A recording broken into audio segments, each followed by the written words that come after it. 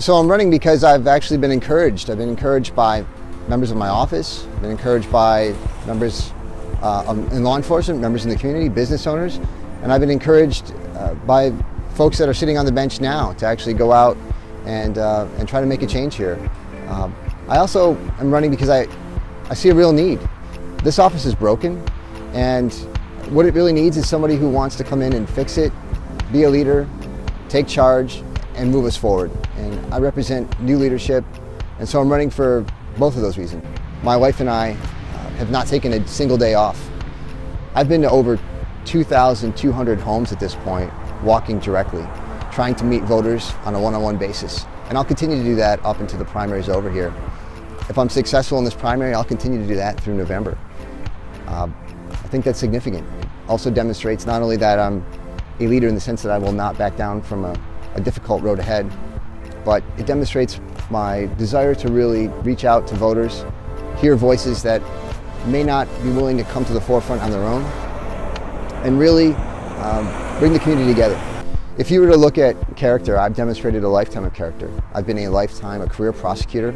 I've served our nation through its military. I continue to serve our nation currently in the Army Reserve.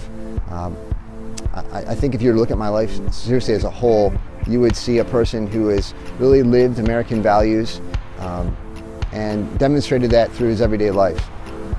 If you were to look at competence, I'd say I'd also satisfy that, and certainly I'm on par with all three, if not better than all three candidates. I currently handled the George Taylor Windsor homicide. We convicted that gentleman. He's now serving over 30 years in prison.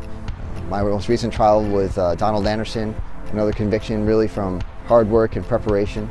And if you were to look at my historic record here in Madera County, all the cases I've handled, and there'd be several thousand that you'd see, I've demonstrated similar commitment and drive on every one of them. Looking at all three of us as well, I'd say that I'm also distinguished because I'm the only person who's actually continuing to work while in this race. If you look at Mr. Lynn, he'll tell you that he prosecutes cases. That's not completely accurate. He does appear in court for Veterans Court. That is not a real court.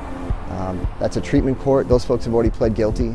My cases are real. I have hearings, I have trials, I have things I'm responsible for. And it's very different, very distinguished. Every day I appear in court. With regards to Ms. Moreno's current assignment, the Jobs 2000 assignment, that is really a plush assignment that's given to individuals in Fresno County who are engaged in other business that doesn't really allow them to practice law. She is currently running for an office here in Madera County while being paid by Fresno County taxpayers.